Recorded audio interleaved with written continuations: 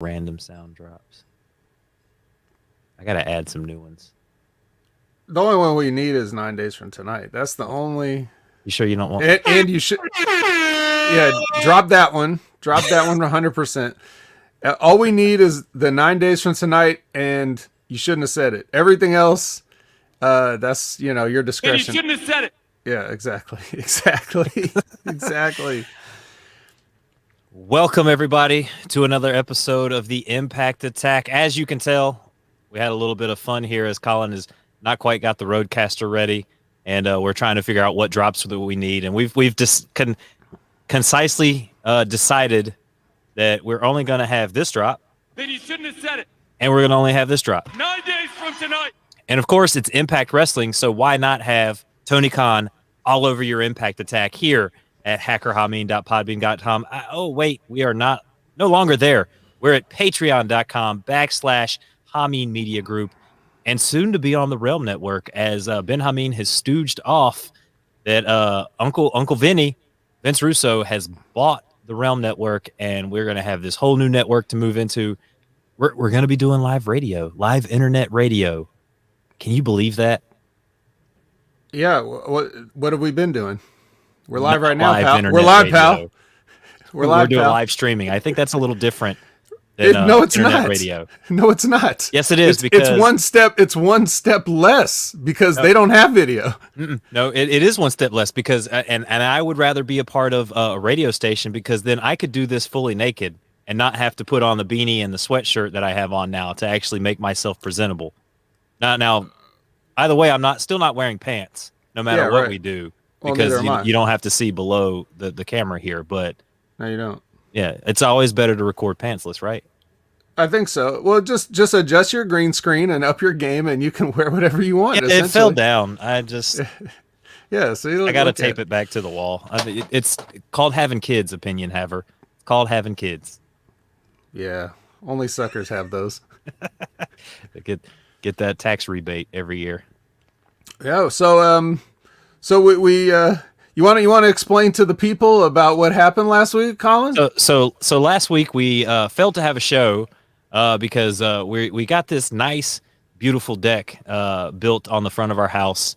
Took them like 3 days, but the first day that they were coming out to build the deck, they cut through the internet wire while I was at work. Didn't have internet until Monday. Basically, they just took a sawzall and just cut right through that. Yeah, they were drilling and drilled like straight through the fucking cord, and then they cut it twice. They actually cut it twice, Vet. They cut it once, and then they cut into it again later. They're like, "Oh, I think we cut into the same cord." They cut it, and they were like, "Senor, you do impact attack?" And yeah, you're like, "See, do impact attack." You're like, "See," and then they're like, "Oh, okay," and then they cut it again to make sure that we wouldn't be able to do it. No Moose and James Storm. You not talking about Moose and James Storm today. no, you don't get to hang out with the Vet. He's not here. Yeah. And so that happened, and they made it seem like I was going to get it fixed that day, but they came out Monday. They fixed it. On top of that, my phone has stopped working. It works when it's on the Wi-Fi, but if I'm not full bars, it just won't load up anything, won't make phone calls, won't do whatever. And it all happened around the same time that they cut my internet. Got the internet fixed, found out that it wasn't the internet, which is the reason why my phone was fucked up. So I got this nice, shiny, brand new Apple 12. Ooh. iPhone 12 Pro. The Apple 12. Today. Unboxing 12. video win. Right now, here, it's already out. Yeah, it's unboxed. Yeah. The guy at the store had to unbox it to set my phone up, so I didn't even get the joys. Like, comment, and subscribe, everybody. Like, comment, and subscribe. The one person in our chat, make sure you like, comment, and subscribe. Hit that notification bell at the top so that you know when the Impact Attack is going live here with Colin and the Vet. That's right. Say what's up in the chat, guys. Our two watchers, and it's not just me and the Vet. It's two actual people watching us tonight for this super duper sized episode of the Impact Attack, because we got 2 weeks to talk about here. Yeah, and it's going to be our shortest episode ever. Let me be frank right off the bat. It's not a lot to talk about. I'll do my best, and maybe the chat can help us with some content if they have any questions or comments or other things that we can talk about. The Vet, I think this is going to be the first time that you and I are going to do this, but It's an old gimmick of mine. I used to do this with Ray. If it's okay with you, I'm gonna I don't bang do. on air. I'm I'm not. gonna I'm not I'm gonna really. bang on air. I'm banging on air. So you just do what you got to do. You keep the show rolling while I bang, and we'll just be fine. Oh man, this is gonna be really good. This is delicious. Generally, it's a mistake to just go over the same ground you used to go over with your ex. Man, that's so good. Just Oh a man, tip. I Just love a tip banging for on air. everybody out there. I just love banging on air. We got it. We got the joke. It's a pun. It's a pun. The drink is called Bang, and he's talking about sexual innuendos with Ray. I get it. Okay. Now I know why Ray says all the things he says about you all the time. But that's fine. Nice. I came here to bang with you, Vet. Ray is nowhere in sight. Okay, I am banging solely with you. Oh, he's not going to call in? No, he's not gonna call in. Okay. Is he going to get in the chat? He might. Okay. He might get in the chat. Well, What do you have in store for us tonight, Vet?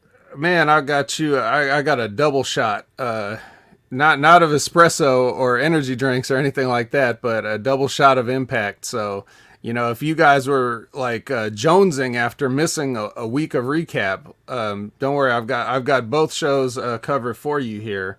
Is there anything else that you want to chit chat about though before we get started? Because you've had a busy week. You haven't had time to do much, but is there any sort of news? None of that had to do. None of that had to do with any bags of gasoline or anything for you. You weren't part of any of that, right? No, well, I am. I'm dealing with the gas shortage right now. I'm in a garbage bag. I'm less than a quarter of a tank. No, not in a garbage bag. Styrofoam cup. I like to try to put all of my gasoline in a styrofoam containers and carry it with me. Mix it with your Bang. Yeah. I put it in my Bang containers. But yeah, it's the gas shortage here. Thanks to the hackers that had to hack the pipeline. I'm gonna blame Ben Hameen for that because he's usually known for hacking things. So thank you. Credit. Thank you, Ben Hameen, for the gas shortage that we have here in the Southeast. And the first night I was able to find gas at like a little Podunk gas station late at night. But now late at night, most of the places are like closed up because they usually tend to close down a little early so they can save gas for the next day. But the biggest thing though about it is, Vet, is gas stations, like most restaurants or places that you like might work, they keep enough inventory on hand to get between trucks. So even if, like, say the truck doesn't show up that day, they have enough reserve inventory to cover it if they need to, right? Well, thank you, Talk News, the news people, whatever, that CNN, whoever watches this shit that gets them all riled up about this. The minute they gas shortage, everybody just goes out, fills out their tanks, and they kill whatever excess that the gas people have that would actually carry us through to when the next trucks or whatnot are arriving, because President Biden already put in place things to allow trucks to carry petroleum and gas and stuff like that on the road, rather than like railroads and stuff, so they can get it to people. And just the fact that everyone freaks out and just, I got a quarter of a tank. I've literally used a quarter of a tank. I got to fill up. And it's like, no, you have at least 2 or 3 days worth of gas. Like, calm down. Don't freak out. It's not gas is not going anywhere. It'll be back. It's not like it's disappeared off this earth. Like, people are stupid, Vet, and I have to deal with this bullshit. It's all you red states, really. Let's face it. You're the ones out there doing that. No, it's not all red states though. It's basically just the Southeast. Yeah, a bunch of hicks. Canada Spaceman says he appreciates us switching from daytime to nights and not telling me. Well, Colin got a new phone, so he lost your number. So there's that. We're sorry. But yeah, everyone is dumb. They perpetuate their own thing. Once everybody sees a bunch of people lined up buying gas, then they're gonna go buy gas. They don't even know why. They're just doing it, And it's just that is how it is. And that's a very transparent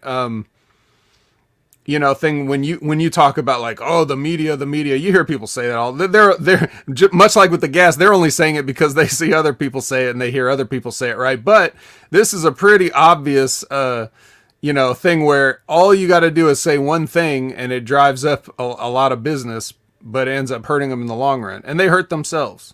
Well, I wouldn't be so mad about it, Vet, if like literally like 3 years ago, maybe 4 years ago, whenever the hurricanes hit Florida and Texas really bad, and it messed up the exactly, hoard toilet paper, Canada spaceman. They did that to themselves, but they did the exact same thing when the Gulf refineries had to shut down. They gas shortage, and everybody freaked out, right? And I think another hurricane hit within like a next week or 2 or 3 weeks or something like that. Like we had gotten gas back in, and then it hit again, but like the news didn't get everybody out in a frenzy. They actually talked about how the gas stations keep reserve, and hey, you don't need to freak out and just go get it. It's like they do the first initial panic, and then they put the information out there about how we didn't need to panic, we didn't need to do all this and that. Well, they did that, and then the second time that we were supposed to have a gas shortage, they're like, I heard panic. That's all I heard. Well, the second time, like when the hurricanes hit within the next couple weeks or that month, the people didn't panic again because the news didn't just send them out in a frenzy. They had them calm down enough and be like, hey, just wait, just, don't freak out. And and it's like 2 years later, people don't learn from this shit. And then it's right back to, there's going to be a gas shortage, and everybody freaks the fuck. It's like they forget. Yeah. Everybody was alive. Everybody was alive when the last thing happened, and they still don't remember. They still don't remember. Yeah. Well, I think my son was the only person that wasn't alive when this shit happened. Right. And he better not be buying any gas. Exactly. Unless it's marijuana. Yeah, Kaz says our country's going backwards. Of course, where else can you go? Yeah, we reached a peak. Well, he's in Canada, so it's a lot worse. Yeah, but I'm just saying, like, what I mean? It's Chappie in the chat. What's up? There's still people. We're all North America, so it doesn't. It's true. It's all true. We're Americans. We're dumb. But you know what? Well, here's why we're really dumb, because we're going to talk about Impact for an hour or so. But we have to. So Can we just talk about how great Moose is? Yes, we're going to do that, but in this whole show just be devoted to Moose and how he needs to just go to AEW and slap the shit out of Kenny Omega and take that title back and bring it back to Impact. It's gonna get borderline embarrassing and markish when we get to the Moose parts. Yeah. You're gonna see the mark come out of the vet for once. That's gonna. But much like everybody else, much like a proper wrestling, you have to have like the variety and even maybe some slow spots so that the important stuff means more. You can't just give people. You can't just hot shot the entire thing. You've got to. Got to have lows with the highs. Right. You got to have your let me up matches. You got to, all that stuff. You got to put your Divas match on before Triple H. You got to do all that stuff. So we're going to do that.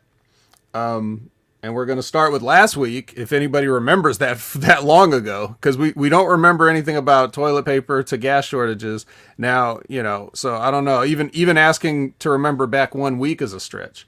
But yeah, so we're going to start with these are the qualifiers for that big 6-man mess that's going to be at what's this pay-per-view called? Under Siege? Under Siege, yes. They're just naming their pay-per-views after Steven Seagal vaguely sounding movies, right? Like that's literally a Steven Seagal movie. Hard Justice sounds like it would have. It's like a combination of two other Out for Justice and Hard to Kill. I guarantee you he did a movie called Rebellion at some point in time.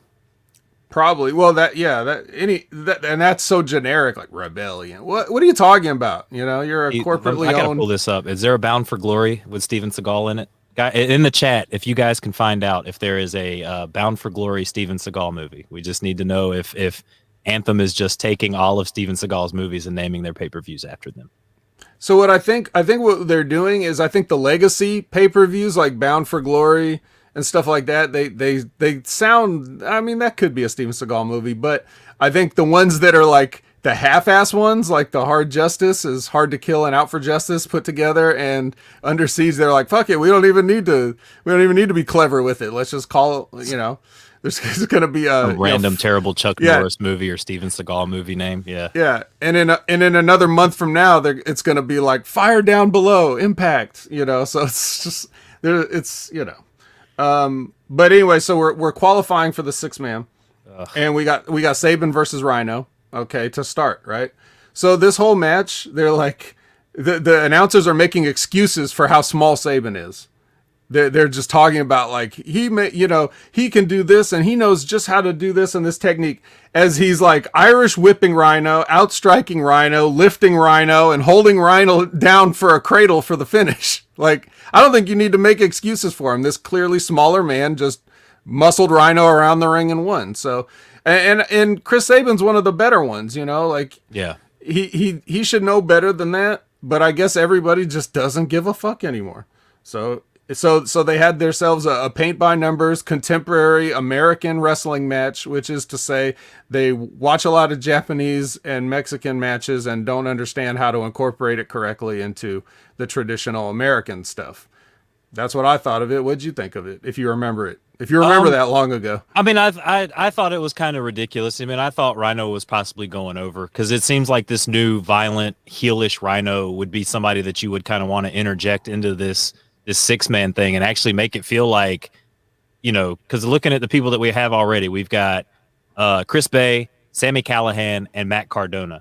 So like, a heel in there would, Sammy's kind of a heel, especially what he's been doing with Trey Miguel, but a guy like Rhino, kind of extends it out. But now what are we're going to get Chris Sabin versus or Sabin versus Bay next week, or what? I don't know how they're lining up the brackets for what's going on. There is no bracket. It's just qualify and then you're in a 6-man. So we already, right, yeah. So by the end of it, we're going to have our 6 participants. And then for this current week's show, then we're gonna have a 6-man main event. But that's just a little sneak preview for what we're gonna get. Then maybe I do get the fact that they don't have Rhino in there because Sabin's like a smaller guy and he can kind of work and either take the pin or do something to kind of help shine everybody else. Because I think Sabin's at that point in his career, he's not, if he loses, him taking a pin's not going to hurt him necessarily in the eyes of the fans and all that type of stuff. Yeah. So Spaceman says he thinks Don Callis is too busy jetting around and not helping Scott D'Amore as much. I don't really know how much of their, their actual involvement, like what it entails. But I also think that, I wouldn't overestimate Don Callis's ability to, put together a quality show either. I mean, I think he's pretty checked out at this point. He didn't even want to be in the wrestling business like 5 years ago, and now Chris Jericho dragged him back into it, and he's all over it. But I don't think he really wants to be. So he's probably not that involved. But I don't really want to speculate on it. I don't know what Don Callis does. I have no problems with Don Callis. But I'm just saying, like, I don't know how much of that relationship is actually them. We see Scott D'Amore with a little cheap headset every day, but he's probably making a lot more behind the scenes stuff, and he's more of that on screen character. But I mean, we can definitely go off because I heard a really nice Busted Open segment about this stuff with Bully Ray going off on Kenny Omega and how they're treating the Impact title and how he's doing the AAA titles and why does fucking Nakazawa have the fucking title over his shoulder at AEW, and it's just the way that they're treating these titles in the booking. It's just like Bully basically said, Kenny, all you got to do is come out, have the AEW title around your waist, hold up the AAA and the TNA titles, and then hand them off to somebody, and you walk down to the ring and you defend your title. The fact that you're not carrying them around or not having them out there, just what's the point of you even fucking going and winning them then?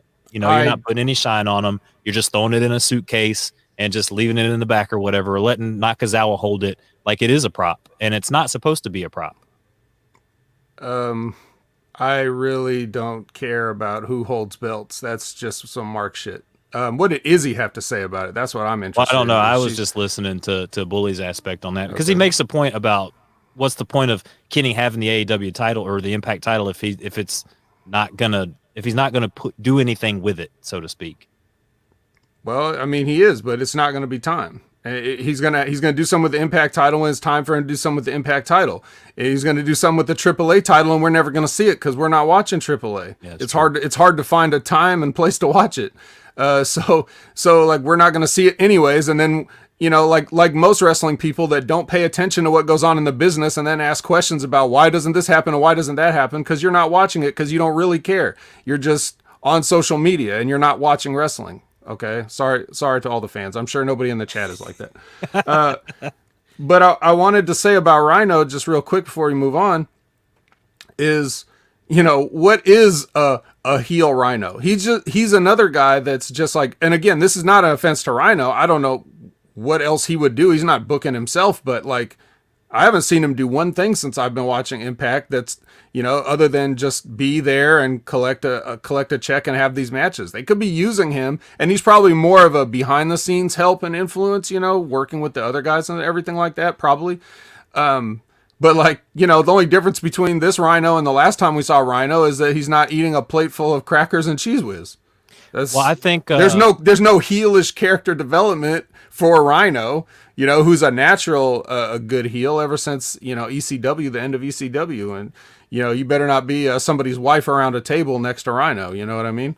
I think what it is though is that he was with Heath Slater, and they were doing some stuff together, like vignettes and doing the whole.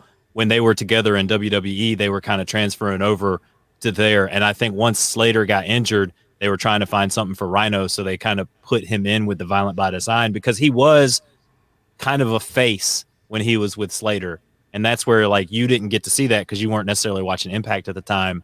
But the transition to Violent by Design was I guess it's because it's like what we saw in NXT where Cross got hurt. So they probably rushed a lot of business that they were gonna do or had to find things for people because of what happened with Cross. So I think that's where because I knew him as kind of that funny, he was doing comedy stuff with Slater almost.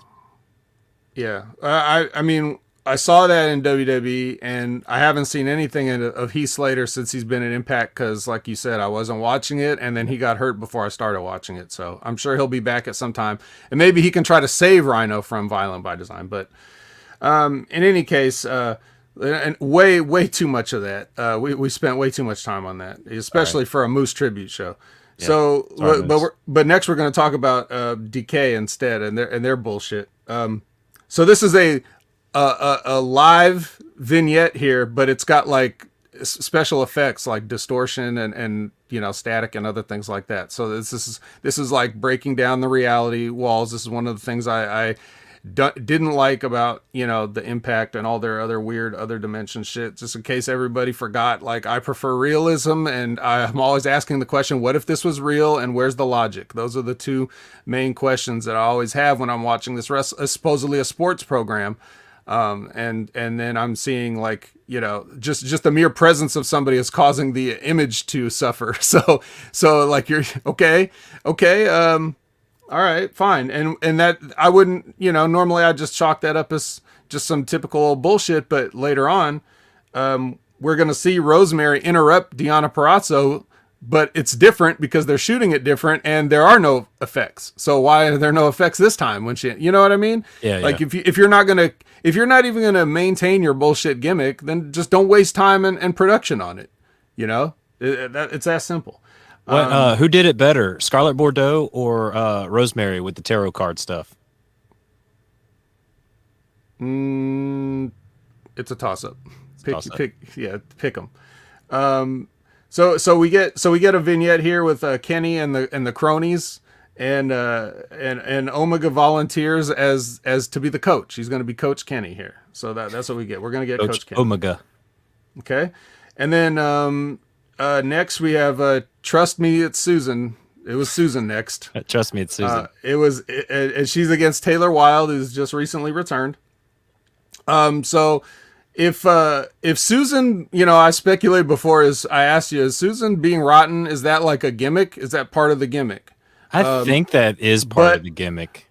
But if it is not, she should retire right now before someone gets hurt, like Taylor almost did in this match. Because they're like even when you're working the gimmick of I don't know how to wrestle, I'm not a wrestler. There's certain things that you have to do. You have to protect the opponent on certain bumps. You can look awkward all you want, but when it comes to taking a bump or giving somebody a bump, that part you got to get right. Mm-hmm. You know what I mean? Because that's not what the fans are going to be paying attention to. They're going to be paying attention to your awkward footwork and your sloppy clotheslines and things like that. You know what I mean? They're not going to notice if you land crisply on a bump that you're supposed to take or something like that. And she was not doing that, which leads me to believe that she's either way too far into her character or she was never that good in the first place.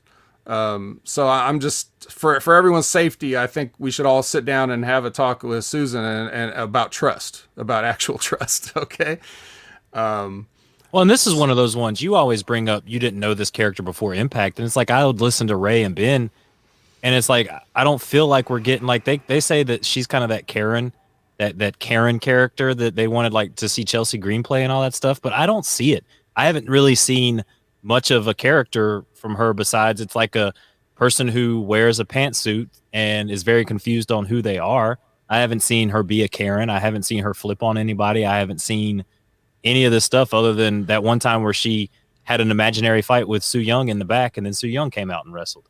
Right, which is more of the fake bullshit, right? I mean, so like if you have a character, this is the key thing about pro wrestling things. When you have a character that is like some outrageous version of yourself, you know, like a Su Yung, if you can chalk that, or a Bray Wyatt is probably a greater example for contemporary times. If you can chalk that up to that this is a regular guy who has something mentally wrong with him, especially if we know who the guy is. Like if we know that Bray Wyatt is, you know, somebody's son, you know what I mean? Like, and he's just like trying to dissociate himself from that. And that's why he's like that. But that would explain why a company would hire him. Why would a company see a supernatural hillbilly in a rocking chair and be like, yes, from, you know, would the NFL sign that guy to play left tackle? You know what I mean? Like, it's like, well, you're clearly a swamp creature with supernatural powers. I don't think, you know, I don't want you anywhere near Tom Brady. So it worked so for the like, Water Boy. but he didn't have powers. And that's the thing. So like if she wants to put on makeup and be Su Yung because she's got a mental disorder, then that's cool. But if Su Yung can actually travel between dimensions and attack her own body, I don't like it. I'm not into it. There's nothing wrong with being a confused lady in a pantsuit. That's actually kind of hot. You know what I mean? Especially if you got the dress shirt with the buttons down a little bit. That's, you know, we want that. That's a good look. I don't mind the Susan deal. But it's too late now. They can't retcon it. It's out there. They just have to keep going with it. But all I'm saying is just be careful in the ring and don't kill Taylor Wilde on her, you know, making her comeback. So then we get a Morrissey vignette. He's got a vignette. I don't Morrissey. What song did they play? It wasn't. That Morrissey. Oh god. Yeah, Okay, different. I'm sorry. I got confused. Different Morrissey. I was struggling to come up with a Morrissey song off the bat. But yeah. So he had a vignette. He said some stuff. You know, just the kind of. It was nothing great. It was nothing bad. It was just this is the kind of stuff you should see on wrestling shows to, you know, feature all the talent, especially this newly acquired talent. Okay, and then after that, we get another qualifying match. This is Rohit Raju versus Trey Miguel here. Some interesting wrestling to start. They did some technical looking stuff and reversals and things.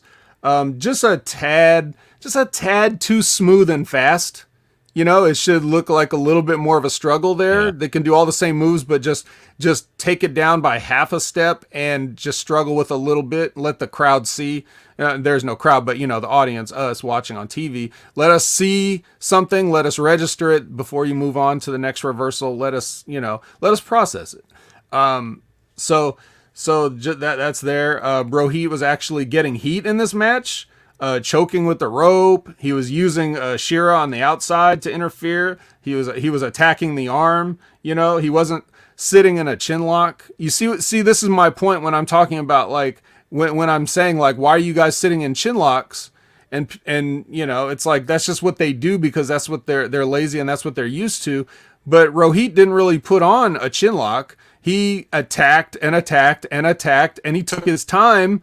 You know, the way chinlock is supposed to take your time.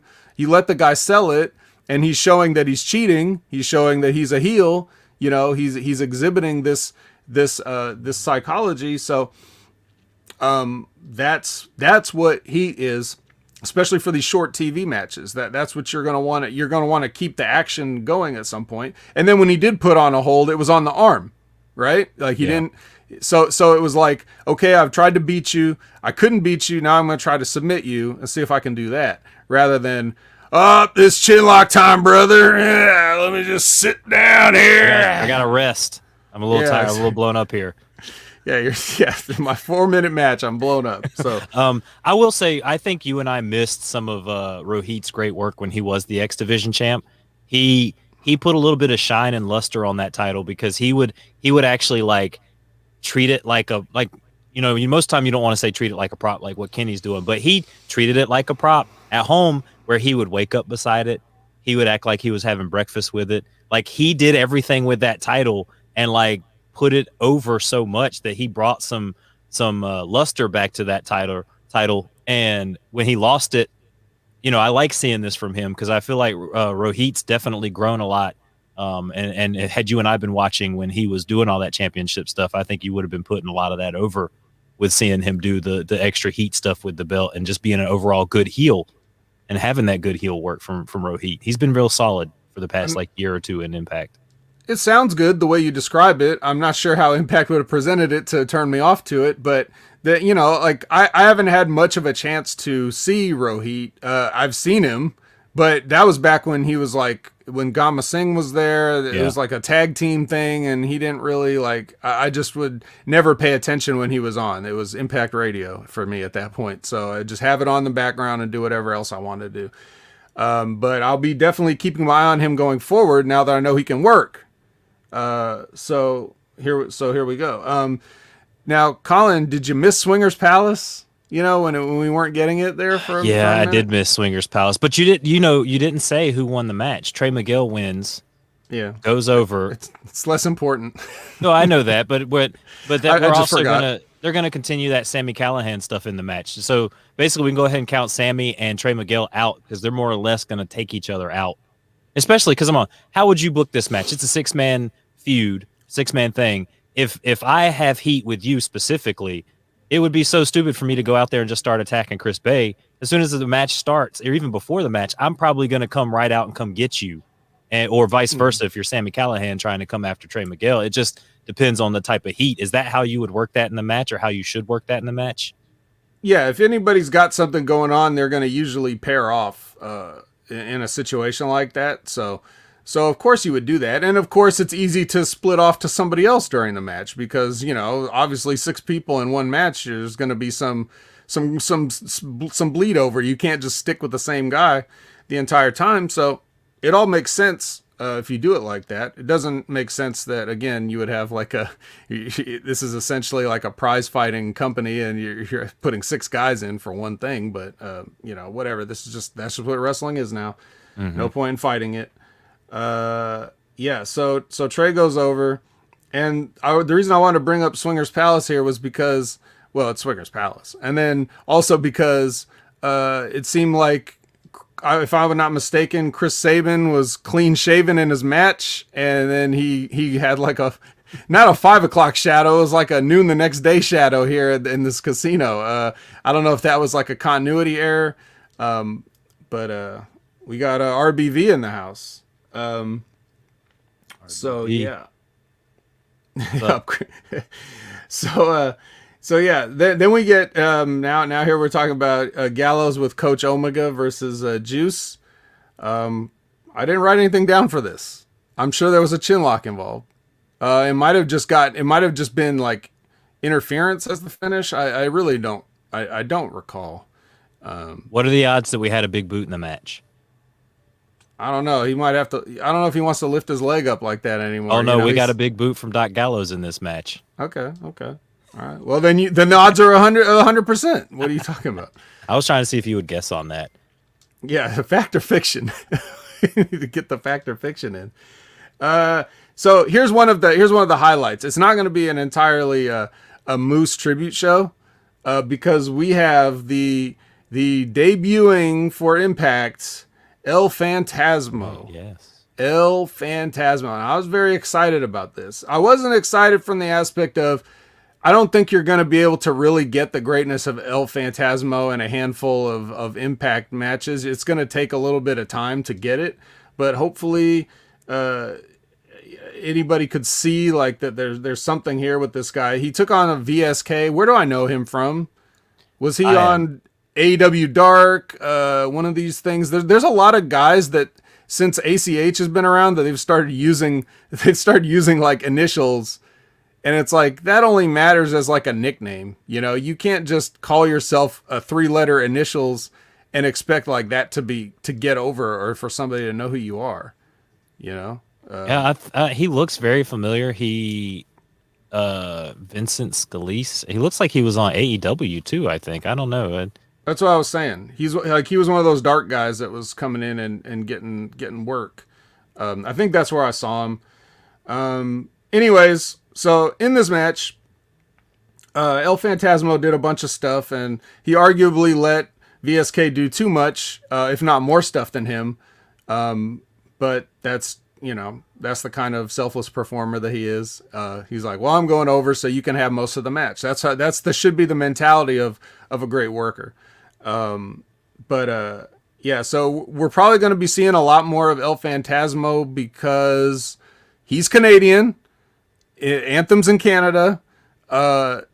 New Japan it's because of the travel restrictions or whatever. It's a lot harder to go back and forth, and it's probably just easier for him to represent Bullet Club than it is for him to like actually go to Japan. But he got his Tokyo Dome match this year, so he was on both nights, so he's good. He got his money there, and now he can just chill out in his home country and show up at Impact for some tapings and stuff. And that's good for him, and it's good for us. Did you have any impressions whatsoever of El Phantasmo? I like that he does the Undertaker pin. It's nice to see somebody other than the Undertaker pull that out. But I'm excited to see more. I'm believing the hype that you led into this a couple weeks ago about El Phantasmo coming, and if it wasn't for Moose doing what he did in this first episode, this episode would be all about El Phantasmo. But it's a Moose tribute episode. Yeah, not yet though. Just a little bit. There's a little bit more. We're still hyping up the. Okay, stick around, guys. The what Moose you just said starts soon. Yeah, what you just said is the equivalent of showing Moose backstage with some resistance bands pumping up. I mean, he's getting that pre-show pump. Right. So Canada Spaceman, you're a spaceman from Canada, so I like to hear your thoughts on El Phantasmo, if you have any, or anybody else from Canada, or anybody in the world. Talk about El Phantasmo in the chat. Happy. He's super over. He was one half of one of the best matches I've ever seen live. He's just an awesome worker, and if he gets to do some promos with his sort of weird laid back Canadian, looks like he could be high, disrespectful prick attitude, then he'll get even more over. But right now he's just showing, look, I can do these cool flips that other people do. So I mean, not everybody does them. I'll be honest. I've seen him do things I've never seen anybody do, but that's not why I like him. What I like about him is he's a worker. And he puts the flips. Damn, never heard of that. He said a bum. Spaceman said a bum. All right, well, that's all right. He's got time to turn it around. So next we get here's your Divas match before the main event. Ellering versus I believe this is Fire of Fire and Flava. This is the Fire one, not the Flava. Kira Hogan. So in this match, it was a lot of Hogan was running Rachel from buckle to buckle with the greatest of ease, just throwing her like one-handed, just very, very like, you're nobody. I can just move you around, even though you outweigh me. Look how big by, like, she is compared pounds. to that girl, though. Like both these girls. Well, that's what I'm saying. Like the small one's running the big one around. Yeah. So this is like a Saban and Rhino thing again. So I don't know. Maybe they had the same agents for these matches. It's probably, whoever's the smallest agent there that.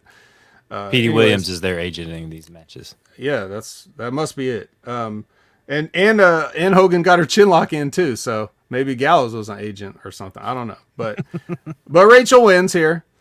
And then we get a vignette where Don is trying to get on Moose's good side. Right. Literally, I was going to write buttering him up, but Moose actually said, quit trying to butter me up. So I was like, well, I'm not going to say what Moose said. So I'll just stooge off that I was gonna say what Moose said. So yeah, there's that. And then we go back to Jellering real quick. Apparently they're sore winners. Like they're bragging about beating, the heels right to their faces, which is a little bit, not kind of what you would want to do. You would normally just have them, the baby faces standing around talking and maybe just a mild celebration. And then the heels walk in and be like, fuck you, you ain't shit. You didn't beat nobody, blah, blah, blah, blah. So that's what you would normally do. They did the reverse. They had the baby faces rub it in. So I guess, whatever you want to do. All right, here we are. Yes. Moose time. Do we need Doesn't matter. I don't have theme song for this. Yeah. Do we need theme music? No. But Here, if I'll play anything, our drop. 9 days from tonight. There you go. if anything, we need the old Moose so we can do the Moose thing. Moose thing, yeah. The new Moose music is cool, but it needs, you can't really do the gimmick to that, even though that's a babyface gimmick. But it'll always be a babyface to us. Yeah, man, he wrestles some guy. I don't know. I never heard of him before. It doesn't matter. He is like, can we just talk about how great Moose is? This is like the Moose show. It's like Moose, and then there's like everybody else on the roster. He doesn't even look like he belongs there. I can't believe nobody else wants Moose. And I guess his contract is coming up soon. Someone was asking earlier about when is his contract up. I believe I think it's very soon, in a couple months, right? I can look it up. That's just, that's what information is leaked that they allow us to know. I mean, we don't really know what legit contract situations Is are up anymore. in June. Yeah. Okay, so they're going with that. They're saying it's going to be up in June. But here's the thing.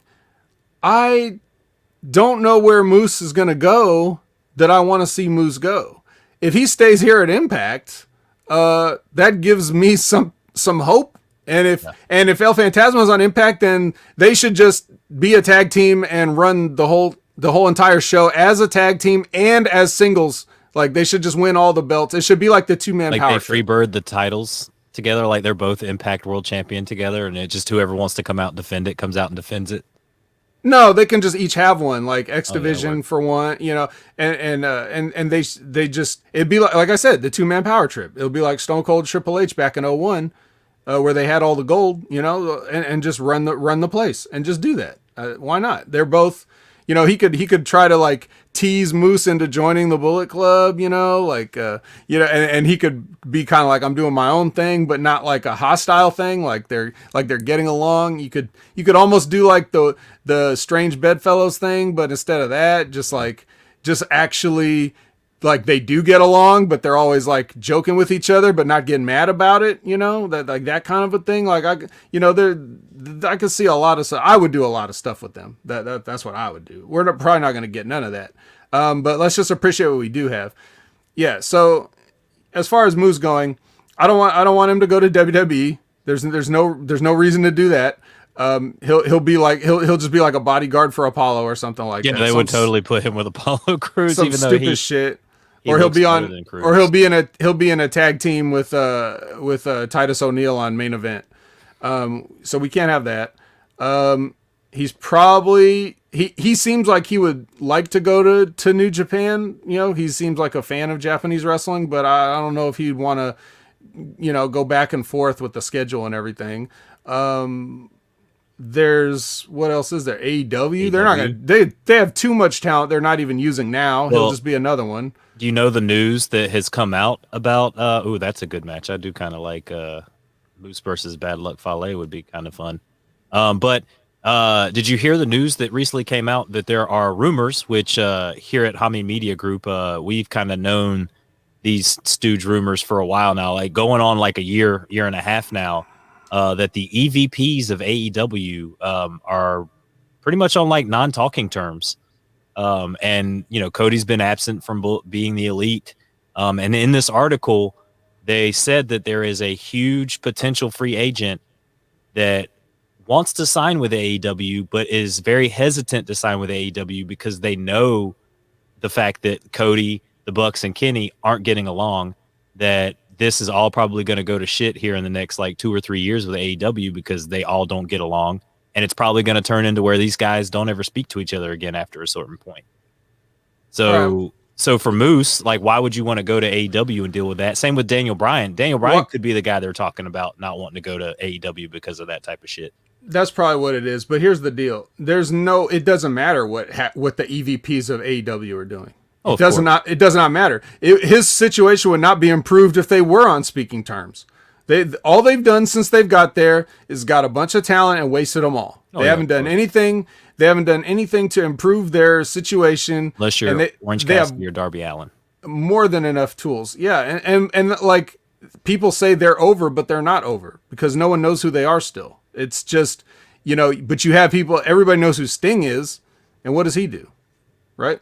So, I mean, yeah, New Japan is the best solution for us. But I don't know if it's the best solution for Moose. We all have to think of take the talent into consideration. Like, whether all these white dudes at the top of AEW are getting along or not getting along, I don't think it would be any different for Moose. But at the end of the day, if all those guys quit or whatever, Tony Khan's doing the whole thing by himself. So what's the difference? He can get rid of all those guys. None of them mean a fucking thing. Cody doesn't mean shit. Kenny doesn't mean shit. The Young Bucks don't mean shit. They're not over with anybody outside of the internet. You know what I mean? So it would hurt them to lose them, but the fans would still be there. It's not like they're gonna be like, Cody Rhodes left, I'm never watching AEW. They don't care. Like, they're there for the company. They're there for the brand. They're there for it's not WWE, so I'll watch it. That's what the fans of that show are for. But they've got enough talent in place that's established in other places, and their own talent that's never really been anywhere, like a Will Hobbs or something, or that you could do something with. And they've done something with Darby Allin. You could keep doing stuff with him. Whatever you want to do, they have enough talent. They don't need Moose. They wouldn't use Moose, and I don't want to see Moose there involved in that shit. Just because you have good guys in the company. Or like guys even if they have somehow happen to put on a good match in AEW, like a Serena Deeb or something like that, it's like eating a delicious filet mignon in the fucking bathroom while somebody's taking a shit. It's like, how much can you really enjoy it, bro? Yeah. No, and I get that. And I mean, do you think Moose should stay at Impact, kind of like a Jay Lethal, just stay in like how like Lethal just stayed with Ring of Honor his whole career, and Moose just stay Impact? If they pay him, then yes. If he's not complaining about the paychecks not clearing, then yes, he should stay there. I know they were saying some on the next level when they were talking about. I think it was a couple weeks ago, maybe, or whatever. They were talking about Moose potentially going to NXT, and I was like, hey, I just said right there. I said if Moose goes to NXT, then Next Level just became a 3-man show. Because I'm not going to have no reason to watch Impact. Yeah, there's no reason. I'm coming back. Impact. I'm just there's coming no back. reason. There would be no reason because they don't have. Well, except for El Phantasmo, but I mean, he just got here and he's already under New Japan contract, so it's more like a talent exchange with him. So, anyways, so Moose, he's looked good in this match, physically and in the match. Oh my gosh! Look who just joined the chat. Tony Khan. Tony Khan is here, ladies and gentlemen. Then you shouldn't have said it. 9 days from tonight. He finally came. Thank you, Tony, for joining us. I don't know why you would spend money on Impact if they're just going to let you do whatever you want for free. That's not good business. But then again, it is Tony Khan, so we're not sure if he knows how to spend his money. You know, these young guys, they don't know how to spend their money. He needs to focus on his soccer team that got relegated and his Jaguars team that's been so-so the past couple of years. But that's neither here nor there. If you said so-so, that so-so would be a huge upgrade for the Jaguars. How good did Moose look, though? Like, they've been hiding his physique under that suit. Like, first off, the presentation of Moose with the suit makes him look like a Conor McGregor, a GSP, like the high-end athletes that take the time to spend the money on a nice suit, to look good at the press conferences, and then the dude came out and was just chiseled out of stone. Like, first off, kudos to him for how he looked. Like, best I've ever seen him look. The best is the best he's ever looked. The best he's ever looked. And he's really put himself in a position which a lot of people have already said they want to see him take this title from Kenny Omega and be the star of Impact, basically. And He's built the physique. The match that he had with James Storm was like match of the night. Like that match saved this whole show. Basically, Slim Pickens, but the match was the show. And if it wasn't for this match, we probably would have just given you the results of this episode and gone on to the second one. But Moose. Oh, you didn't even bring up Moose, and Moose. Yeah, or Moose. So I mean, this is now the Moose attack every Friday, every Friday night. Yeah, man. Look, here's the thing. I'm watching this match. I don't even care what's happening in it. I'm just like, oh, look at Moose. He's so cool. That's where it doesn't matter if like you're the best wrestler. Not that he's bad.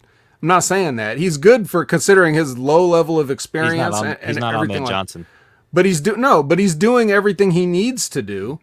Like you said, with the suits, you should be wearing a suit if you're going to be that guy. His music sounds like he's that guy. It's got that I forget what that's called, like the actual name of that music, but it's funny like when it starts. But like yeah, just everything what he does makes me want to watch, makes me want to pay attention. And even though I'm paying attention, I couldn't tell you anything that happened in the match. I was like staring right at it and zoning out at the same time. I was just transfixed. So there's just certain guys that in wrestling, that is what gets people over to a degree. Now, not everybody will feel the same way. Oh, Sonic finally joined. So not everybody will feel the same way. There's going to be people right now that are like, I don't know why they're putting Moose over so much. I don't really get it. It's okay if you don't get it, because maybe he's just not what you want to see. But whatever that person is that you feel like that about, that's how we feel about Moose. Like if your favorite wrestler is Chris Sabin and every time he's on the screen you can't look away, then, first of all, I'm sorry. And second of all, that's how we think about certain guys. And Moose is one of those guys that looks like a star. He looks like a star partially because he's really always only been here, where a lot of guys don't look like stars. And we're going to talk about that in the 6-man tag for this week's episode. But here he just looked incredible, and it was almost worth all the wait that we haven't been seeing Moose to finally see this presentation here. So yeah, I can't put Moose over enough. There's just one more thing on that level. Have you ever seen the movie Hamlet 2? Mm-mm. Okay, it's got like Steve Coogan, and there's a scene where he he's a huge mark for Elizabeth Shue, and he finds her like working at some place, and he's like talking to her, right? Like he's fanboying out. And then there's this, I wish I seen the movie so long ago, I don't remember, but like the exact verbiage, right? But so Elizabeth Shue starts talking to him and telling him like a story, and he's just sitting there like this. And then when she's done, he's like, I'm sorry, I didn't hear a word you just said, because I can't believe I'm just sitting here talking to Elizabeth Shue. That's what Moose is like for me, and I guess you too. So that's all I have for last week. Did I miss anything? No, Moose? No, we hit everything. I forgot Moose. Moose. And we also forgot that Moose tore up James Storm's knee after the match with the chair, showing a little heelish, showing a little ruthless aggression. Right. Yeah, well, that's what James Storm gets for getting in the ring with Moose. Yep, yeah. shouldn't have got in there. So, yeah. Are you ready? Are you ready to talk about this week's episode with our number one contenders X Division Scramble match? Ooh, man. Can't wait. It's going to be amazing. But first, we've got Rosemary versus Havoc for the number one contenders match for the Knockouts Championship. What is it with all these number one contenders matches? It's like Impact just had a big pay-per-view and they need all these new people to go after their titles or something like that. I'm very confused. What is up with Decay opening another show?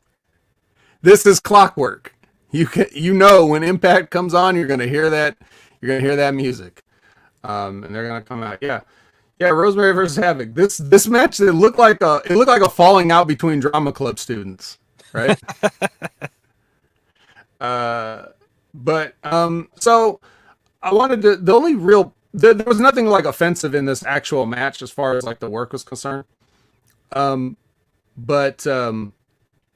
one of the things I wanted to mention about it is, if you remember, I was talking about, especially recently with Rachel Ellering, and a little bit on this week's Next Level, I was kind of talking with the about the gear and stuff in the chat, because it looked like Raquel Gonzalez was like the muffin was starting to go over the pants a little bit more. Because you remember how she got shredded? She got real shredded on the run up to the belt. She let it go a little bit. She let it go just a tiny bit, you know, and it's easily fixable. You know, that's one weekend of dieting, you know, or one weekend of breaking your diet that can make that kind of a visible difference. When you're that in shape, it's noticeable when you get that out of shape. If you're always out of shape, you can't tell.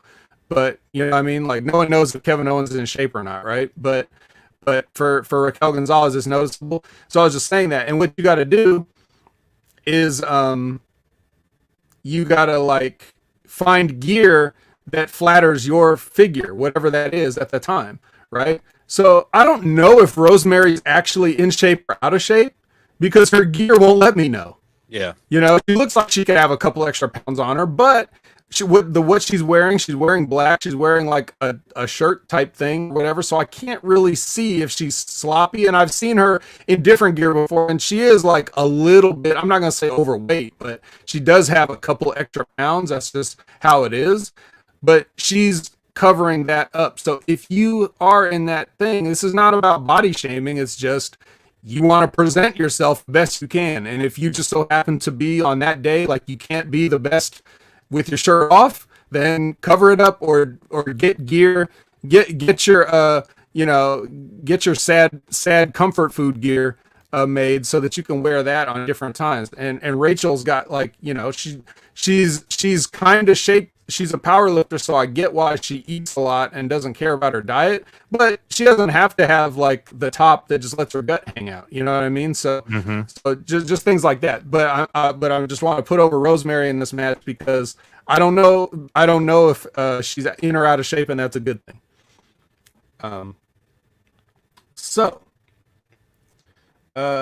Next we had a promo from the Elite. And I use that word very loosely.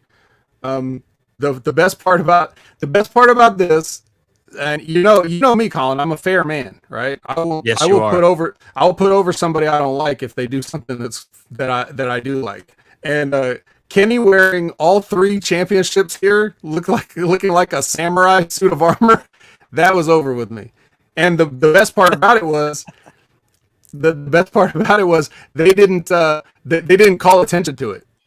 You know, like if this was a WWE written skit, they would have had somebody make a comment like, you know, look at you wearing all 3 championships, Kenny, or some shit like that, you know, rather than just let us see the visual gag and then totally don't acknowledge it. I like that. Oh man, there's nothing wrong with my internet, man. You're the only one freezing up. They're not complaining about me freezing up, so it's definitely not me. It's them. It's their internet. It's their internet today. I don't know. Fucking Elite. Like this. Yeah, I'm kind of like, that was my thing when they first came out on the scene. I was a huge mark for them. I was a huge Elite fan. I was all about the Bullet Club, all about being the Elite, and then it just got annoying. Like I tried to be fans of AEW. Like I went to a show, I tried to give them a chance, and it just it fell flat. I didn't like the way they were booking and the things that they were doing, and so like now I'm kind of just over the Elite, so to speak. Like I'm over the Bullet Club. I'm just kind of over Kenny, the Bucks, Cody, all that type of stuff. Well, you never should have been under it. I mean, like most people, like my friends that watch wrestling, when they see like the Young Bucks, they just laugh at them. That's what they do. I'm not putting that over, bro. Look, I have 18 Mbps upload. What do y'all got? Just fix your internet. But yeah, so like most people just laugh at guys like the Young Bucks, like real wrestling fans or whatever. I don't know what real wrestling fans are, but you know what I mean? Like in a generation that likes things ironically, like that's a thing, liking things ironically now. Like it's like, oh, I can't believe how stupid this is. I watch every episode, you know, that kind of stuff.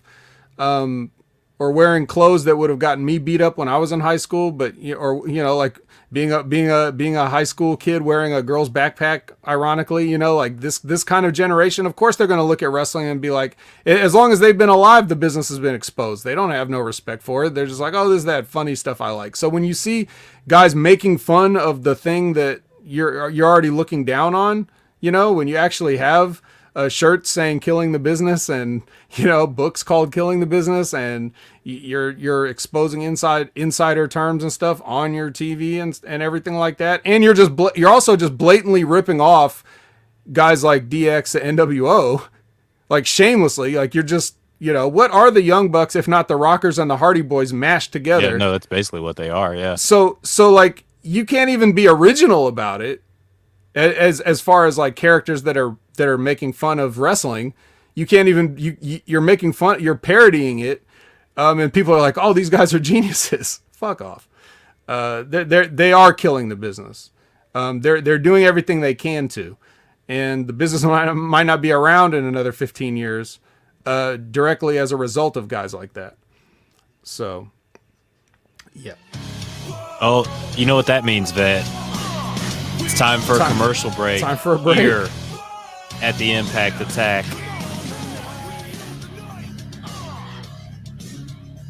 The following announcements have been paid for by the sponsors of the Hameen Media Group. Hameen Media Group brand management is taking over. Social media, video, audio, design, marketing, and more.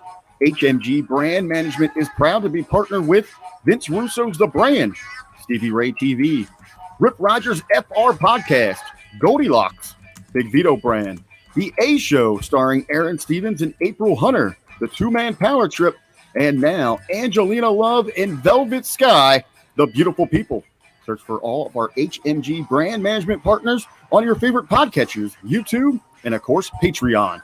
Support your favorite HMG ring veterans by visiting ProWrestlingTees.com. Dr. Manbeast Ted McNailer, Greek God Papadon, SCG Search from Big Sal, Chris Silvio, Stevie Richards, and of course the Ayatollah himself, Ben Hameen. Hey bro, wake up with the official Vince Russo coffee from Roasters Coffee. Medium roasted Nicaraguan blend with chocolatey notes and a smooth finish that'll have you ready to go, bro. Available only at thebroasters.com. For a flavorful hashtag RBV fitness foodie experience, visit ZordosOliveOil.com. Zordo's Ultra Premium Extra Virgin Olive Oil is exclusively sourced from the Zordos family private 100-year-old olive grove in Greece. Taste the difference and visit ZordosOliveOil.com today.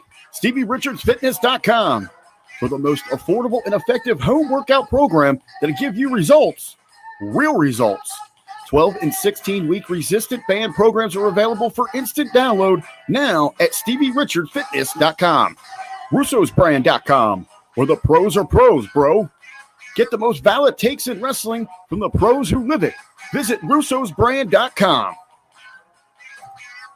Subscribe to Hecker Hameen and Hameen Media Group on Podbean.com and visit Patreon.com/Hameen Media Group. We now take you to your featured HMG presentation. The following announcement. And we are back, ladies and gentlemen. We got to update that. We got still putting over Podbean. It's all we got to over record the a place. new drop. Yeah, we got to do a new ad read. But you are right, opinion haver in the chat. It is bang o'clock as we're back. Gonna have to hit this bang here and bang on air. But I also think we should take a break between the two episodes and not in the middle of a match.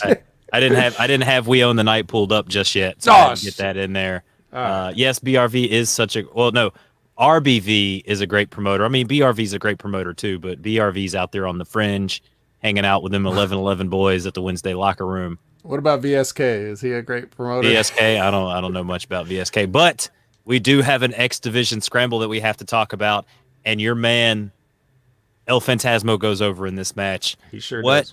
What a way for him to really make a splash here in Impact Wrestling as the number one contender for that X Division championship, and they might actually put it on. That's the crazy thing. Like the way that he's just come in here and just taken off these first 2 episodes. I could see them something fresh for the X Division here. Yeah, we it's not going to make that much of a difference, but it wouldn't hurt. The X Division champion right now is who is it? Ace Austin right now? No. Josh Alexander. Yeah, he just won it, right? Yeah, he just won it. So, okay, another Canadian dude. So we're going to have, dude, this match at, Fire Down Below or whatever, this weekend is going to be fire. El Phantasmo and Josh Alexander are going to tear it up. I promise. It's probably going to be the best match on the card. It's probably going to steal the show. You're right. Because, I mean, Alexander's a solid, another guy. We sit here and say we wouldn't watch Impact if Moose was here, but I might tune in just to see Josh Alexander and see what he's got going on. But that would be the only thing that I would look forward to. You know why Josh Alexander's over? Why is that? Because the headgear? Because he wears the headgear? Yeah. Otherwise, you'd look at him and you'd be like, man, who's this guy? You know what I mean? But because he has that amateur ear covering or whatever, it gives him something. You know, it just gives him that little or whatever. Just a little. It's an accent. That's the word we're looking for here. It's an accent, and it makes him look different and cool. And so and we haven't seen the headgear since the Steiner brothers were doing it. I don't think anybody would put the headgear on because the Steiner brothers were still kind of around and all that type of stuff. Yeah. Just Kurt Angle with the wig that one time when he was denying that he got his head shaved. But other than that, not really. But yeah, so that's gonna be a good match. This match, I do want to notice that although Kenny was dressed like a samurai here, conversely, Petey did not come out with his chainmail hat. He didn't wear his Petey Williams here. But yeah, this was just one of those matches where guys do things, including Phantasmo, which what he decided to do was pick up a guy on the top rope and Death Valley Driver him onto a pile of dudes outside from the top rope, which I don't advocate doing that at all. But there it was. I mean, I can't say I've ever seen that one before. Again, not one of my selling points of him. Like if I'm putting El Phantasmo over, it's not because he's trying to kill himself and others. He usually is very safe with that. He's always safe. That's one of the good things about him. Like when he moonsaults a guy, he's not going to knee you in the face or anything. He's right there, picture perfect for everything he does. So he's very safe in that aspect. But a lot of the time he just likes to get his back rake in. You know what I mean? So that's that back rake, man. That's painful. So yeah, but the most important thing is that he won. So that's all I care about. So yeah. We got Susan showing her phone to Scott D'Amore. Now I honestly think she's probably like, hey Scott, I don't know how to you this thing. Can you show me? Trust me. This? Yeah, like where hit play. Trust me. How do I find my iPhone button on the thing? Like, where do I find this stuff at? But he's basically showing Scott the dirty things that Tenille Dashwood did to her. I don't know if those are YouPorn appropriate or not. And she wants a tag match between her and Kimberly against Tenille and Taylor Wilde. D'Amore gives it to her for next week, but Susan gets it Saturday for Under Siege. So got a little tag match here that I'm not so excited about. You don't look very excited about. It's going to happen here on Under Siege. There must be a minimum number of matches on a pay-per-view, I suppose, to justify a purchase. Even though it's probably just on Impact Plus for the requisite, $6.99 or whatever it is. So yeah. Yeah, not excited. I still don't trust her that it's Susan. So there's always going to be that mistrust. Yeah.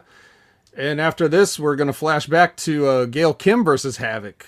A little clip from that, which I guess what I pulled from this little clip is that Havoc hasn't updated her look significantly in the past 7 years. She kind of looks the same. So that's what I got out of that. What's next? We've got Violent by Design, who says that the sickness is embedded. It's infected everyone and everything. He's starting a new plan, a more righteous plan. Nothing is forever. Nothing is guaranteed. Change is what you can trust. Now, several years ago, there was a man who promised hope and change. He got in the office, and we didn't see any hope and change. So, how can I trust that Eric Young is going to bring this hope and change that he says he's going to bring with the coronavirus? He's referring to the coronavirus when he talks about this sickness, right? I thought he was just doing a generic, vague promo. Oh, okay. Well, there's some kind of sickness that's out there, and Eric Young and Violent by Design are going to eradicate it, and we're here for that here at the Impact Attack. And we go back to the Swingers Palace. Did you bring your chips this time? Because you said you wanted to go all in last time, and you didn't bring your chips, Vet. Man, I just must have misplaced them somehow. I can't be sure what happened exactly, but this is just fucking rotten. Why are they doing this? I'm sorry, Biz Cliz. This is not the best thing about Impact. This is not even close to the best thing about Impact. Weren't you listening when we said the best thing about Impact was Moose? We said it 100. We said his name 100 times in the space of 45 seconds. It's Moose. Moose is the best thing, and you don't see him going back to the Swingers Palace. He won't be associated with that.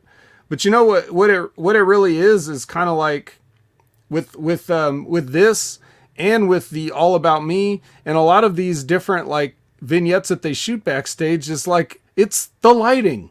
They need lighting for proper lighting for these backstage shoots. This is like public access levels of if someone was turning this on, not that there's a channel to flip it to, but if they came across this show, they're going to see this, say this looks broke, and then they're going to turn the channel, because if it's not baller, it doesn't appeal to a lot of people. Not everybody likes the grassroots doing it from your basement type of shit. Even ECW had Paulie hung up a curtain in his mom's laundry room, and he had the lights on, you know what I mean? This looks like they turn half the lights off and then they're just trying to shoot a movie. Like, what are we doing here? And it being high def makes it look even worse. Yeah. So, the look, and they're excited. Canada Spaceman's excited that one, Johnny Swinger will save wrestling. Two, Swingers Palace got a chandelier. So maybe the lighting will be a little bit better. I have noticed that the quality of the camera and stuff, it does have like an off quality to it, like with the recording and stuff like that it does seem lesser production than some of the other stuff that they do. It's lighting. It's all lighting. It's all the lighting. But had you brought your chips, Vet, you and I could be vying for those Impact Tag Team titles, but we're not allowed to be there because you didn't put all your chips in, like a TJP or a PD Williams, who will be teaming together at the tag team for the tag team titles, or for the chance to go after the tag team. Another number one contenders is going on, and we're getting TJP and PD Williams teaming up to possibly go after those titles together. Well, PD did put on the chainmail hat and transform into Little P Pump just for a second, and then he immediately untransformed. So it's like a Su Yung and Susan thing. So it's he didn't have to fight himself in the back, though.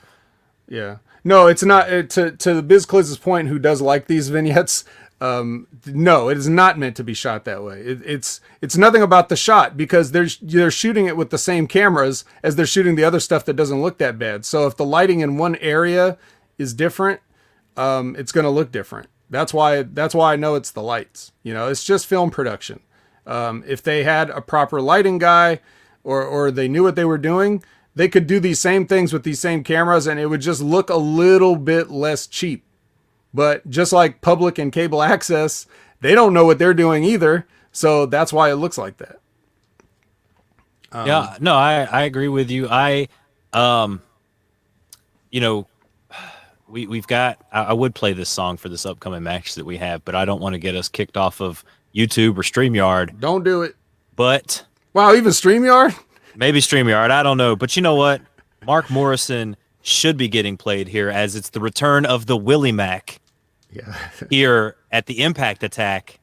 And he's in a squash match with Sam Beal. That's all we need to say. Saying Sam Beal's name, you should assume who went over in this match. And it was not Sam Beal. Right after the bell, though, Morrissey comes out and attacks Willie, tosses Bill out, and he sizes up Mac for the big boot. So that's like 3 big boots in this show, or one from last show and one. So there's in this Impact Attack, there's been like 3 or 4 big boots, and we get the boot wash from TJP always. It's always a fun little. But that's thing not a big boot, though. No, it's not really it's a not big boot. It's like a mini boot. Yeah, this is a standard boot. So Sam Beal, okay, for the purposes of this show, will now be known henceforth as Soda Thompson. Soda Thompson. Yeah, because if you want to have like a knockoff Juice Robinson, then because you're not sure if he's gonna stick around, like Juice could go back to New Japan. He's just doing some favors here, you know. It's an easier trip for him, that kind of thing. But you gotta have that insurance that whenever Juice leaves, you're gonna have some replacement for him. So Soda Thompson, I think, would be the best chance of that. It's clearly what they want. So Soda Thompson. Soda Thompson. Willie Mack can still be Willie Mack. There's nothing wrong with works. that. And it was very polite of Morrissey to wait until the match was over to glom Willie from behind. He could have saved us from the match if he had done it earlier, but instead we had the match, and you know, as soon as the bell rang, there he is. So good, nice politeness for this guy who's telling us all how much we don't want to, we don't want to see him in this ring, and we don't want a piece of him, and how he's a tough, badass guy and everything like that. So it's good. It's good the way he does that. Well, we've got Gia Miller is backstage with Finley, who calls the Good Brothers cowards, and he's going to prove for a third time he's the best damn professional wrestler. And Eddie Edwards walk in, and he admits that Kenny was the difference last week. But Eddie says they have a Kenny of their own, in reference to the kendo stick that Eddie Edwards carries now, because he is turning into Tommy Dreamer. He is. Physically and spiritually. I don't know what it is with Finley, like yelling promos about being the best wrestler. I don't even think he's the best wrestler in his tag team. But like in New Japan, when he was in the New Japan Cup this year, he was just, all of his backstage promos were just him screaming about how he's the best wrestler and he's going to win the New Japan Cup. I'm like, dude, after a while, I just didn't want to hear it, or at least could you not scream at me while you're saying it? Like his voice was cracking like a squeaky voiced teen from The Simpsons. You know what I mean? So like, it's just not a good look for him. Especially if all you are is an Impact Tag Team Champion, you're going to talk about you're the best wrestler and you're not better than Juice Robinson. You're certainly not. You're no Moose. Let's get that right out of there. But yeah, so this was a promo. It existed, and we're moving on. And let's see. So we go the second episode of All About Me with Tennille Dashwood, and we've got Taylor Wilde, who basically tells Tennille Dashwood that they aren't friends and they aren't a tag team, but she'll partner up with her to achieve knockout gold. So there's that. Setting up a little bit of tension there between Tennille and Taylor. Do you think that they're going to put the title on Taylor and then maybe transition the title over to Tennille from Taylor? I don't know. It does. Who cares? All I want to say about this is this was better than the last one of these that they had. But I already talked about the lighting. So it just makes it look cheap, so that's it. Other than that, this, like I said, this was, they did much better than last time. Well, we go back to the ring and we've got Carl Anderson versus David Finley. Carl Anderson has the Elite in his corner, and David Finley comes out with Juice and Eddie Edwards. We've get David Finley ekes out the win after Kenny breaks up, comes in and interferes in the match, making David Finley the winner. Anything about this match that you got? Yes, actually, yes. I'm excited because I get to bring back one of my old standbys. So when I was doing Two In with Sergio, I had started something called the Chin Clock. Now, if you're not familiar with that, this was where Dolph Ziggler, I would see how long and how many times it would take him to do the chin lock in the match, and then I would grade his use of chin lock at the end. And this was a very popular segment. And I would like to revive it here because we're talking about the Good Brothers, and that's really like half of all their matches is sitting in a chin lock, right? And I eventually shamed Dolph Ziggler out of it to the point where he took all the fun out of it, and he wouldn't do a chin lock anymore. So that's a direct result of my segment. It's all about me. So here, this match was 5 minutes and 41 seconds in total from bell to bell. And there was a chin lock at 3 minutes and 25 seconds into the match, right? Now, if you have a 5-minute match, you don't need any chin locks. I've already said this. There's no use for it. And we saw how Rohit Raju had a much longer match last week and got away with not using one, how he did it. But not only did Carl slap a chin lock on at 3:25, but a mere 45 seconds later at 4 minutes and 10 seconds, he had another one on. Okay? So 2 chin locks in the space of under a minute. And it's a 5-minute match. So you had twice the amount of matches.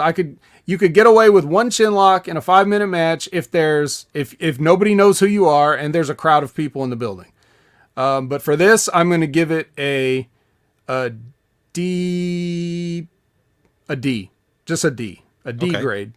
The reason it doesn't get an F is because an F would have been when Jinder Mahal had that match with Xavier Woods years ago, and it was like a 20-minute match, and he put on 6 chin locks, and that took up like half the match because he doesn't know how to work. So that's what an F would look like. So you're gonna have to work pretty hard to beat 6 chin locks in one match. But yeah, that's it. Return of the chin clock. I like it. I need to get a little thing. We can put a little clock up here on the screen. We kind of time it out and everything. Yeah, I think that would be fun. Yeah, man, do all that. Yeah, that's probably not going to happen. But we move on. Chris Sabin feels guilty for not being with James Storm at ringside. He's not happy with Moose's actions. He thinks the rules don't apply to him. Well, tonight in their 6-man match, maybe the rules won't apply to him either. And apparently Jordan Grace lost to Tasha Steelz. But Rachel Erlering understands her frustration, and she wants her to bottle it up and use it at Under Siege in their tag match. So, like, BTI, I don't... that's the... where was this match? Before the Impact is what the BTI stands for, and I guess it takes place beforehand. Like a dark show? Kinda. You can watch it on YouTube. I watched it while I was waiting for this show to start. Watched the match. I was like, well, what else am I going to do? So I sat there and kind of watched it. It was, just a standard match, nothing amazing. But what I did notice about it, since we're talking about it, I didn't expect to talk about it. But what I did notice about it is they changed the lighting in the room from that sort of reddish look to blue. And it makes it look way brighter and better. And the BTI match, if you go back, you don't have to watch the whole match, but just go to the video and look at what the image looks like. You tell me you wouldn't rather watch the whole Impact episode if it looked like that, right? So that was an interesting thing there. But here, this is just a Jellering pep talk. This is not, it's nothing amazing. Just like Chris Sabin, nothing amazing. Yeah, no, I'm actually I'm pulling up that YouTube video so I can kind of see what you're talking about here. And yeah, it does look a lot better. Like you do see the blue lighting, the blue accent lighting, the stage lights. See how it just looks? Yeah, it just looks brighter in general. It just looks a lot brighter, yeah. And the main Impact show looks gray and dingy. I can't believe, maybe because they're not watching it because they're just producing it, but like I don't think anybody that works there watches that show as a fan.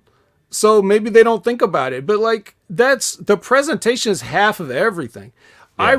I used to talk about, when NXT and Dynamite started going head to head and NXT went live.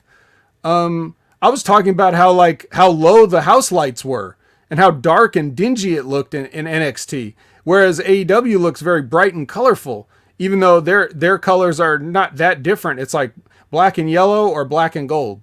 but it's really the similar color scheme.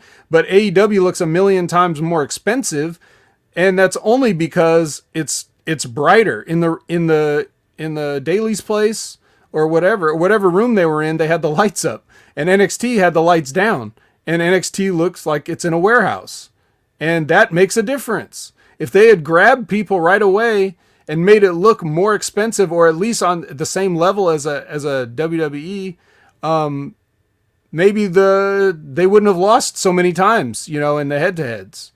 But that the presentation, all people are going to do, even if they know nothing, if they're going to see the show, and if the show looks expensive, it's more attractive.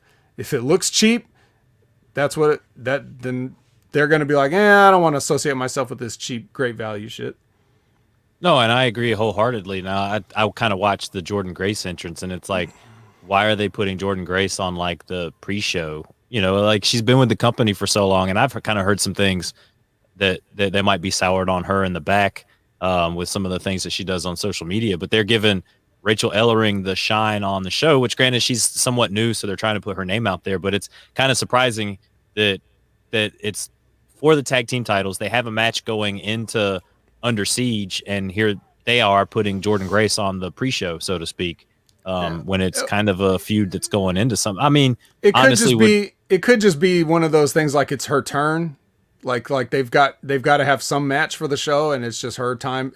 Her number gets called. I haven't been paying attention long enough to see like a pattern of what talent is getting on that pre-show.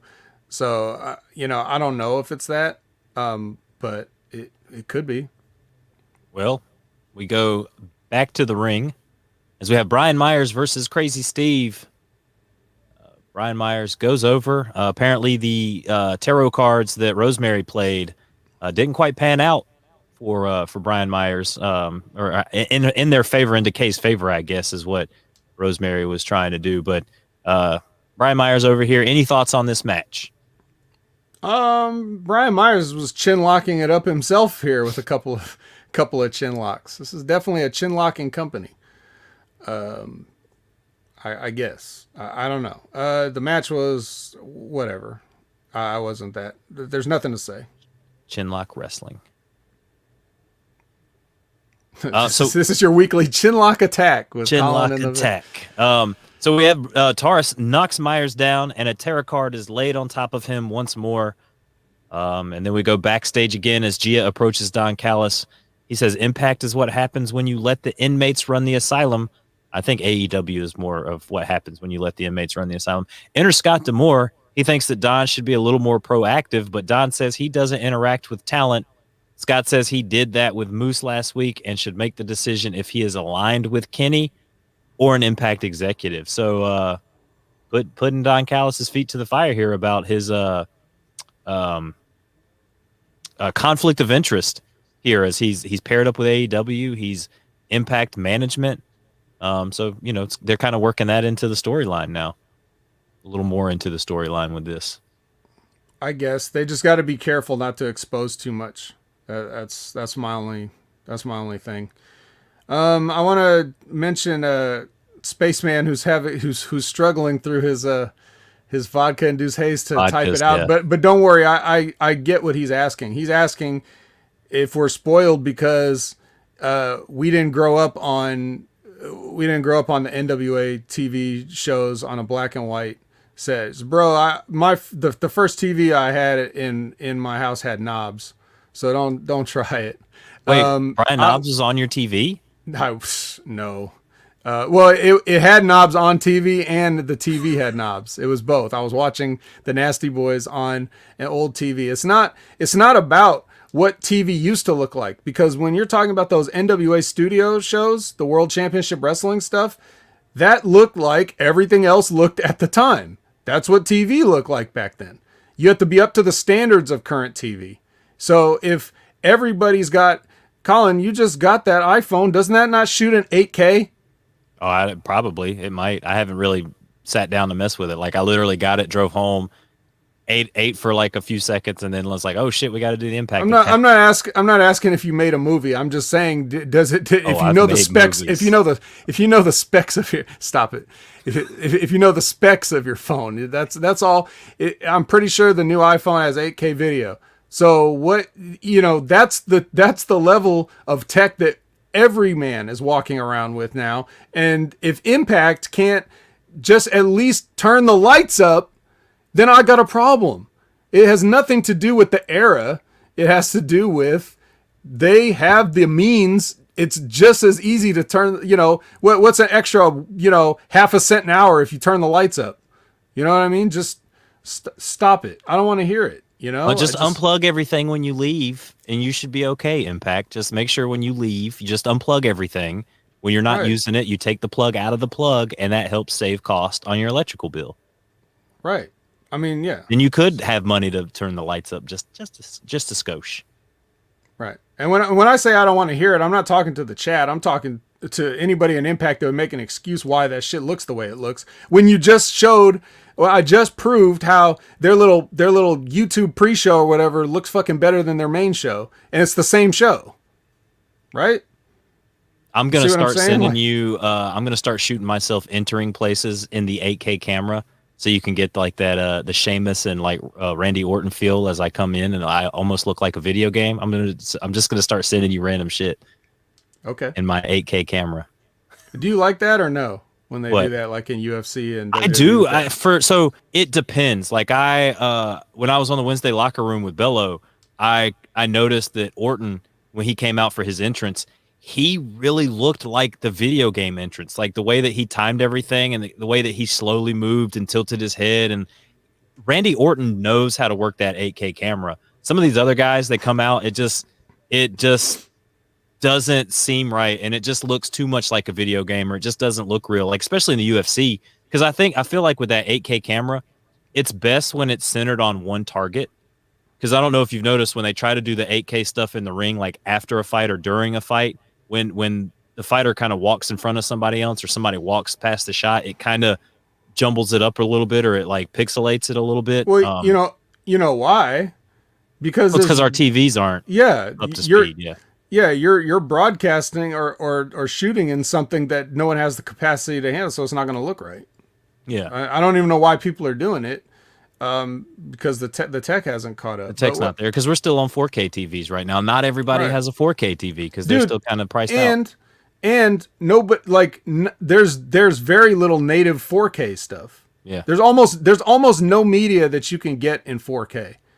You're talking about like people making surfing videos with their GoPros and shit like that. That's 4K, and then everything else is like it's prohibitively expensive. So you get upscaled high def stuff. Yeah, you know what I mean. So that's all it is. What you're watching in 4K is really upscaled 1080, and you don't actually have a lot of native 4K content. So the 8K thing is that's like a pie in the sky dream. So we shouldn't even be thinking about it. Right, but I will say this: the Impact Attack now on YouTube in 4K. I'm going to find out a way to upscale us to 4K so we can be on YouTube in 4K. Yeah, no one else will be able to enjoy it because if they thought my face was freezing before, oh man, let them try to run a 4K. But don't look as intimidating to people in the chat as well. That's just how my face is. I have resting mean face. My eyes are always half closed. People are always asking me if I smoke. No, I don't. This is just how my face is. I'm sorry. I'm sorry. Canada Spaceman. At least I'm a good looking guy. At least there's that. But I do have the side effect of looking like I don't want to be bothered with anybody. Which, while true, doesn't mean I'm not a nice guy. So when you've been in the wrestling business for several thousands of years, like the vet has, you're going to get that face because you're going to have seen almost every stupid thing anybody can do. So you're just going to be like, oh, here it goes again. That's right. He's seen it. He's seen it. Yeah. So, so we're done with Scott and Don having words right. It's moose time again. It's moose time, ladies and gentlemen. Moose time. I love that. I used to say it's boss time to really kill Ray. I think moose it's time. Moose time. Let me try that with my. Hang on, it's right, boss time. It's moose time. No, we'll work on it. It's the big dog. No, that doesn't sound. It sounds cooler than what Michael Cole says. So, like, if you're trying to parody him, it's too good. You don't want to. Oh, it's too good. Yeah, it's boss time. You don't sound disingenuous enough. You sound like you really are excited to see him. You don't sound like you're being told to say that, right? Yeah. More moose. More moose. Yes. Yes. More moose. It's moose appreciation. I assume that's a pirate like sound of approval. Yes. Yeah. Arr, yes. Arr, more moose. So yeah. So moose here and like 5 other guys. Look, the main point of this match to me is, again, not anything Moose is actually doing, but just Moose existing. But we also got Matt Cardona in this match on the other side. So what I take away from this is that Moose and Matt look like they're in there with a bunch of kids. Like, everybody is visibly, embarrassingly smaller than these guys. And these are all the guys that are competing for the title. So to me, what I'm looking at is it's a 2-man race here. It could have just easily been a singles match between the 2 guys that look like wrestlers, and you could leave the kids with the kick pads out of it. That's basically what I'm seeing in this match. Tell me if you see anything different. No, I didn't see anything different. It's exactly what you said. Now, and it's funny, guys, I have to preface this when we're talking about Moose. We're talking about the actual wrestler Moose, and we're not talking about Tony Chopper from One Piece, who looks like a tiny little moose. This is the big moose. He's a reindeer. And he has a blue nose. He has a blue nose. No, this is total WWE booking, though. It's like, all right, we got these 6 guys coming up in a match. What can we do with them? All right, let's throw them in a 6-man. All we needed was Teddy Long to come out and be like, it's a tag will match, be. playa. Teddy Long didn't even do his own stuff right on when he was on this Throwback SmackDown. Like, yeah. I could do Teddy Long better than Teddy. You're supposed to say, it will be. You have to start with it will be. That's always how you start it with. And then you say a tag team match. Like, it's almost like a Howard Finkel inflection that you put on it, right? So yeah, or Moose from the Archie's comics, right? So if we can get, that Moose was pretty useless, just another white guy, very white in Riverdale, not very diverse. Not too into that. But yeah, so like I'm saying, like you're saying, you got the typical WWE, like, we have to throw everything together. And I get it, because they have an overabundance of talent. And it's like a struggle for them to try to, not that it has to be a struggle, but they clearly struggle with it. They struggle with how to implement all of the talent they have.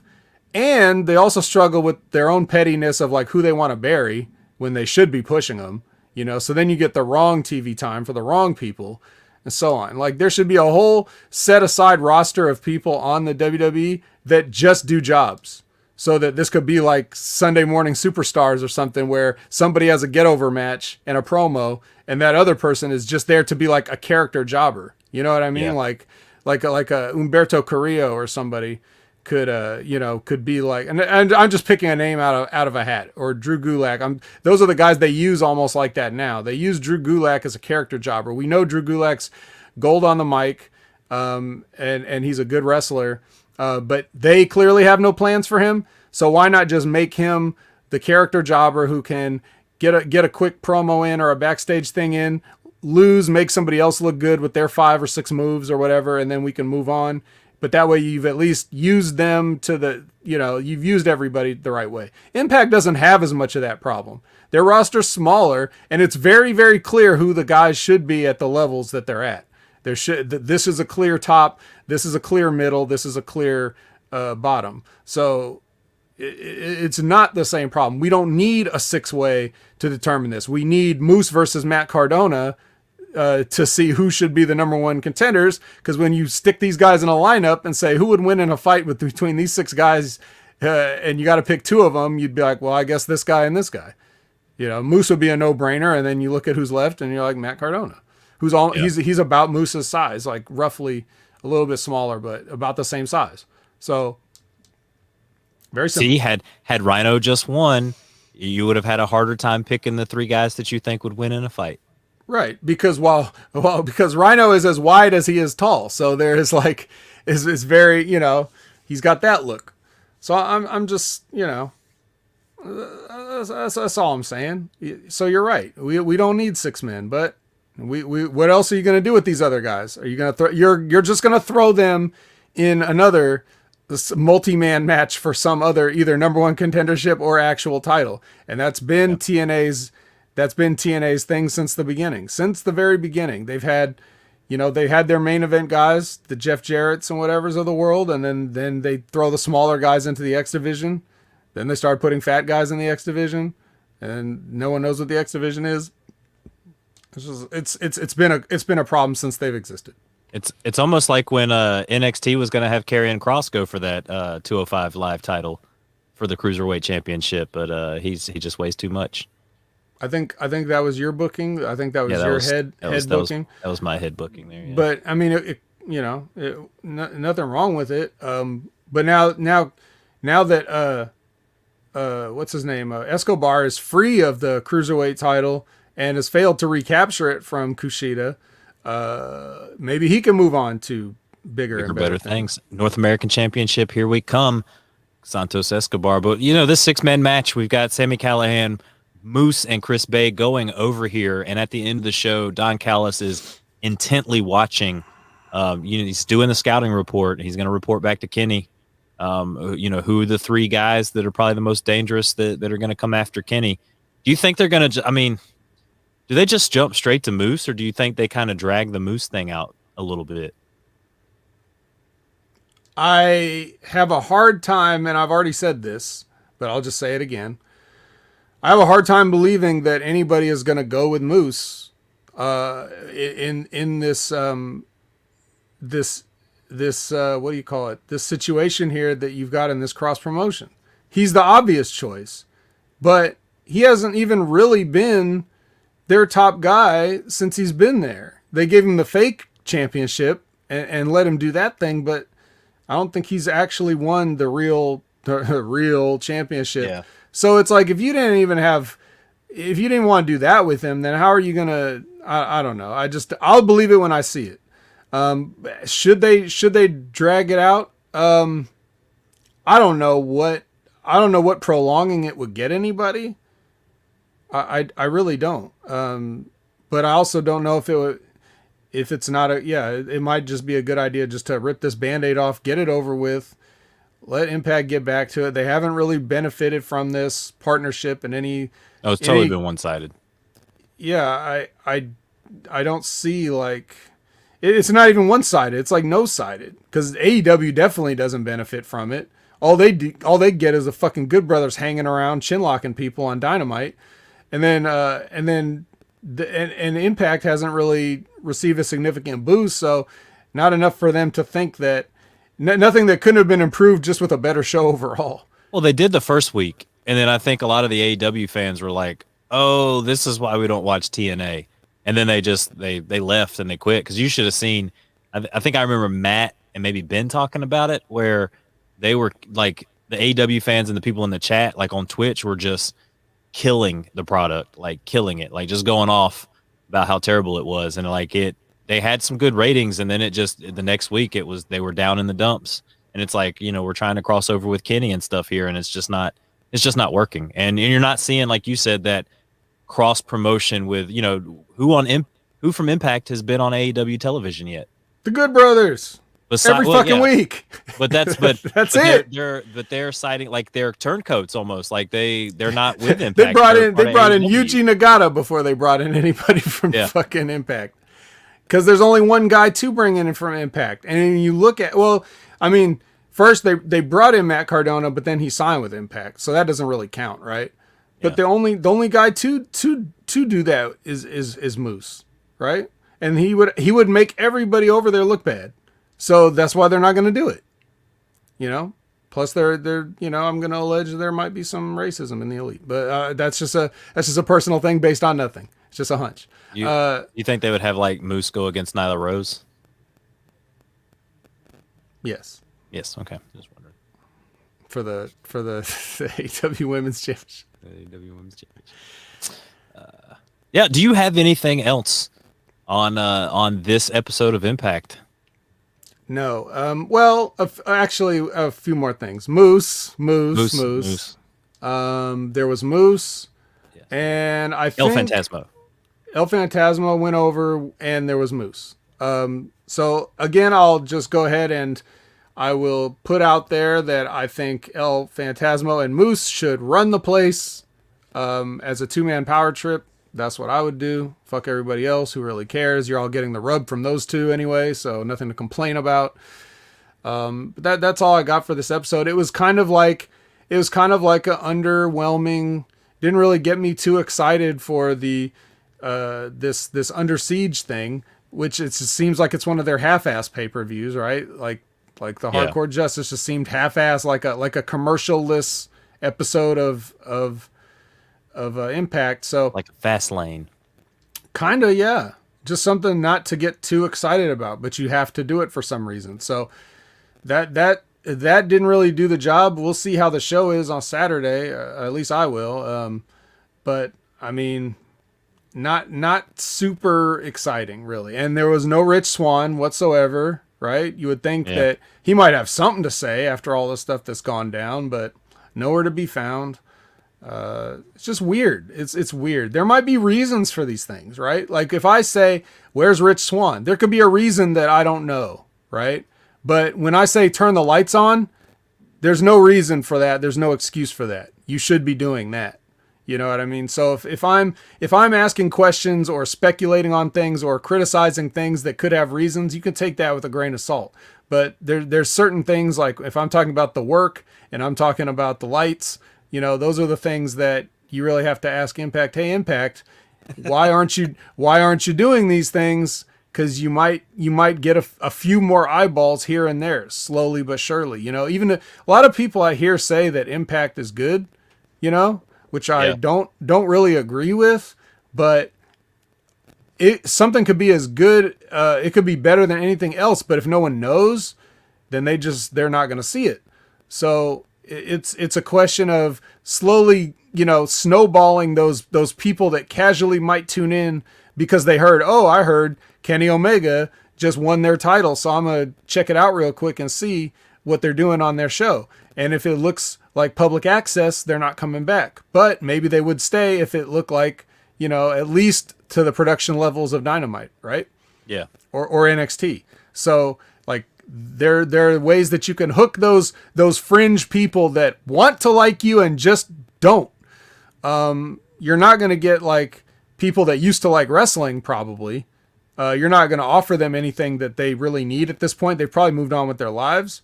But you can start by getting those fans that are trying to be interested and just aren't. And maybe you can pick up some brand new fans. Anybody can turn on a show and become a fan that day. Every show is somebody's first show, you know, so you can make a fan right away. And that's what you got to go for. But the little small fixes are how you can get those small numbers of fans, and then you can move on from there. Yeah, I definitely have to agree with Canada Spaceman. They're pretty much good in the ring, but there's something that just lacks about these Impact matches. I don't like a lot of them put on great work. It's just not getting the recognition that it deserves. Yeah. Yeah, BizCliz has an interesting idea about IWGP governing over the entire, like a new NWA type situation. Good luck with that. You know, these guys can't even get their shit straight with their own small deals. You think they're going to be able to work out shit between each other? I mean, that's what they would need to do if they ever wanted to, you know, finally just grind the WWE into paste and make people forget about them. But even then, it's still going to be. AEW's got to get their shit in. TNA's going to want, or Impact's going to want to get their shit in. AAA's going to want to get their shit in. They're all going to want to get their shit in. And it's like you said, it's hard to promote like that because who's going to be, you know, if the IWGP is the one that's over it, is New Japan going to be like the top promotion? Like, you know, who's going to actually be all over that? There's the thing that the New Japan is the top promotion, but the problem is they're too much like sports, and wrestling fans aren't necessarily sports fans. A lot of sports fans like wrestling, but a lot of wrestling fans are like they're more of like, especially these days, they're a lot of the nerd crowd. So they like things that traditionally nerds don't like sports. Like they like comic books and they like video games and they like, that kind of stuff. Anime, whatever that isn't American sports that people that nerds don't like, and they invented fantasy football to try to like it. But I mean, it's still just like there is still that stereotype, and it's kind of true. Like a lot of wrestling fans don't watch NFL, NBA, whatever. So when they see New Japan, they think it's boring because it's, they don't get what sports are supposed to be like. They don't get what wrestling was supposed to be like. So I understand that. But if anybody is a sports fan and doesn't think that wrestling is living up to their to their needs or expectations, then by all means give New Japan World your 999 yen a month and check that out. There's lots of content and great wrestlers on there with characters. To answer the question about have I seen the NWA Power shows? Yes, I like it. It's my favorite. I haven't watched it in a while, but I keep meaning to. But like when it was on YouTube at first, that was my favorite wrestling show in America, because that was more traditional pro wrestling, and it didn't look cheap. It looks like a throwback. It looks old, like that, like the old World Championship Wrestling shows with Tony Schiavone and David Crockett, but it still looked expensive, like in terms of the lighting and the camera and everything, and that little small studio atmosphere. That was that was a cool look, and I like it. But it's different. It looks more expensive than Impact does. Yeah, the set and everything looks great. I think unless they change something when they went to Fight, but if it's just the same show on Fight, then yeah, I think it still looks better than Impact. Yeah, I agree. Anything else on Impact tonight, Vet? Moose? Gotcha. Well, Moose. Well, that's not the right one. Haha. 9 days from tonight. We have a UFC fight this weekend, and I just want to get. Oh man, the weekend's 9 days away. Shit. Yeah, 9 days away. We've got Oliveira versus Chandler. BC Hunter. Loved NWA Power on YouTube. Haven't been able to keep up. Old school feel. Yep, it's definitely got that old school feel to it. But we're talking about UFC now. We've got Michael Chandler versus Charles Oliveira for the vacant lightweight championship. Do you have a dark horse in this race? Do you have a favorite? Do you have a pick? Do you know who's going to win this fight? No. I'm not familiar you don't enough. Have an opinion? I'm not familiar enough with both the fighters. I'm somewhat of I what you call a casual UFC fan. I've only been getting into it in the past 3-4 years or whatever it's been. So I only watch it, like I like to buy, like actually purchase the shows, full price. Yeah. But I only will buy one if it's got 3 matches on it, the card that I want to see. Actually like to watch, yeah. Yeah, and so that means that some guys I haven't watched fight as much. I've seen Oliveira fight once. Who did he just beat last time? Tony Ferguson. Right, which I thought was were you surprised at that, or did you? Yeah, no, I was highly surprised at how he came out and dominated Tony Ferguson, because Charles Oliveira is one of those guys. He's been very wishy-washy in his whole career in the UFC. Now, yes, he has like the most submissions. He's very slick on the ground, but he's got a chin, a very suspect chin, a very like. Some of the stuff that he's done in the ring, you're kind of like, do you really have the heart to be able to do this? Like, one of the fights you should go back and check out is him versus Cub Swanson. Mm-hmm. And if I remember correctly, Cub hits him with like a hook, and Charles takes it and then like takes a second and then like covers his eye up and then like falls on the ground like he's hurt. So like there's that where he can easily be broken in the cage kind of thing. But his last couple fights, he's looked like $1 million. But you got a guy like, yeah, he's really put it together. But you've got a guy like Michael Chandler, who we saw him do what he did to Hooker. We've seen what he's done in Bellator with knocking these guys out. I mean, he's got the power. The only thing about him is his kryptonite is if you take him into deep waters, like guys like Pitbull did, like Eddie Alvarez did in their fight that he won, like Will Brooks did when he beat Chandler. He took him into deep water and was able to win by split decision, overcome the fight. So Chandler seems like he's definitely a front runner kind of fighter. I think this was put together for Chandler to come in here and win this championship. I have a very strong feeling that he's probably going to win this in the first or second round by TKO, unless Charles just really catches him in something. Because Charles is that guy. He can catch you. He's got long arms. He's lanky. So he can catch like anaconda chokes and all kinds of other little chokes that you wouldn't necessarily be able to get if you had shorter arms and stuff like that. So he could definitely surprise us, but Chandler's probably not going to want to try to wrestle with this guy. Okay. Who else is this? That's is really the this main a paid show or is this a fight night? I think it's a pay-per-view. And that's on top.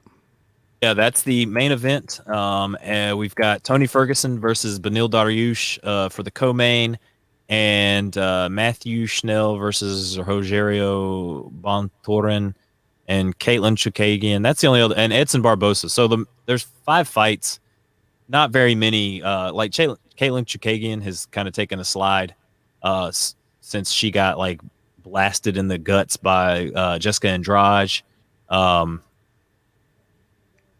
Let's see. Well, Shane Burgos and Edson Barbosa could be a really good fight too, just because Barbosa is just really, really good on the feet. It's again, this is one of those toss-up cards. It's anchored by Chandler and Oliveira at the top there to try to get the people to watch it. But I honestly feel like this is Chandler's really coming out party to everybody that had never seen him in Bellator before.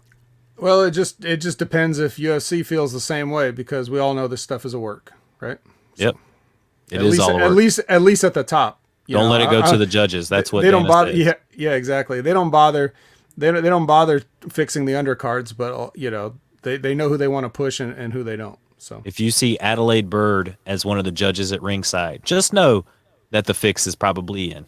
That's when I watched the Triple G versus Canelo fight. They said Adelaide Bird, and I just looked at my friend and was like, "Watch, Canelo's going to win a shady decision." How does she? And Canelo, like Triple G, won that fight, and then you hear him. It's Canelo, and it's like, what fight were you watching, Adelaide Bird? Like, where what fight were you watching? Yeah, you're not supposed to make it obvious when the fix is in. But anyways, no one cares anymore. You can do whatever you want. So yeah, just a quick question from Spaceman. He asks if are we staying on YouTube or going to Realm? Well, probably both, right? I mean, there's no reason we can't do the show live on YouTube, and the Realm move is probably not going to happen for a couple weeks at least. Yeah, right? They got to get it all in line and stuff like that. Yeah. Yeah, so you still got plenty of time to enjoy us. And if all your friends couldn't make the live show, be sure to refer them to the archive video where they can or the Patreon page. Like, comment, and subscribe. We're just talking about our show for now. For now, Colin, we're on Patreon, right? But I'll be honest, Patreon's not the best platform for just listening to podcasts and stuff. They're just not really set up for that. You can do it, but it's not ideal. No, it's definitely not. I try to listen to Master Shoot and stuff like that, and it's hard to fast forward and rewind and skip stuff. Yeah. But with more and more people, I'm sure Patreon's getting an influx of people, like trying to be creators and working from home and all this other shit. So they may update their own infrastructure, and it may become easier for things like that. Even just loading their homepage sometimes, it's like it's a struggle. Like it takes forever to load. It's just not very technically sound, but yeah. All right, I'm answering a question in the chat. I'm not sure of the full details, but I know that Ben has talked about it on some of his shows, and I think Russo did a special show just on it where he was talking about the Realm stuff. Well, we're gonna keep you updated on all that stuff as we find out, but some of us don't know much more than you do at this time, and they're just letting you know that this is their plan. They have not really announced anything yet. The Realm Network is just a website, just like any other thing. So you can go and you can sign up for all kinds of different stuff on there. And Russo's brand is just one of the things. I don't know what's going to happen to all the other stuff when Russo gets it. I'm sure he'll, that'll be something he works out with all the individual content creators there. But just for now, don't worry too much about it. Yeah. Because as long as you follow all of us here at Hameen, we'll keep you posted when we find stuff out. Because we definitely want people to come over. So it's not like we're just going to do it in the dark of the night and not tell anybody. So don't worry too much about You're it. gonna get a lot more from us than just wrestling. I think Ben was saying that wrestling's gonna be probably like 10 to 20% of what we do over there, which has been 100% of what we've done here at Hami Media. And now on Realm, I guess we'll have some comedy shows, some entertainment shows, some all kinds of different stuff for you to kind of put your hands in. And if you have all kinds of different tastes and stuff for you, there's going to be something there for non-wrestling fans to enjoy as well as wrestling fans. Right, but we know if you're here watching the Impact Attack on a Friday night, then you're definitely a wrestling fan. There's no question about that. So that we're still going to do that, and we'll be doing Impact for the foreseeable future. So I guess we should just wrap it up right now, huh? What do you think? Yeah, let everybody know where they can find you on social media. Okay, so right there, it's in my name. It's @OpinionHaver. You can add me on anything you can think of, and I may or may not get back to you. Be sure to, like I said, like, comment, and subscribe on the Hameen Media Group channel, and hit that notification bell. Let's see, what else do we want to talk about? God, we were supposed to play some Retromania Wrestling, but I haven't felt like streaming it. I'm going to get that in one of these days. Let's see. Nope, that's pretty much it. That's all I can think of. Colin, what about yourself? You can find us here each and every week on the Impact Attack. You can find me on Facebook at Colin Weiss. You can find me on Twitter at Colin Weissong. I have an Instagram now too. It's at Colin Weissong, but I don't really post anything on there. I just got it because people kept sending me Instagram links to watch these videos, and then I had to have an account to watch the video. So I had to make an Instagram account. And the A Show, patreon.com/the A Show. Go and check it out. This week we had a very fun episode that's going to drop. The costume party. You get to see me dressed as Lucha Baca, in my Chewbacca onesie, wearing a Dr. Wagner Lucha mask. And then the following week, we're going to have our very own, releasing the episode of our very own Billy Ray Valentine coming on to the A Show to talk to April and Aaron about all kinds of great conspiracies, just 9/11, just whatever, just general conspiracy. It was a lot of fun. I got to sit back and watch that show, and it was a lot of fun just seeing those guys go at it. Canada Spaceman thinks that you look terrible, Vet, and that you need a drink or some weed. How do you know he's not talking to you? The poor guy is about to go into work, so he cannot imbibe any of that stuff before he goes into work. Yeah, it's hot in here. It's hot in here, and I was just talking about moose, so I got all fired up. So, yeah, I look, trust me, I'm gonna go when I leave here. I'm gonna wring this sweatshirt out into a giant bucket, and it's my moose bucket. I just wring it out every time that we talk about moose. I have a whole like I said, that's sweat. That's just my face. I can't help it. I was born with it. It's just one of those faces. It's like a resting mean face. Like you said. Don't worry. Resting. Don't worry. Face. I'm not miserable. I love hanging out with all you guys, and even Colin. Yes, I made the list. I'm on the Vet's Chris Jericho list. Well, ladies and gentlemen, you have been listening to the Impact Attack here on patreon.com/Hameen Media Group. For the Vet, I am Colin Weissong, and we are out, ladies and gentlemen. We own that night.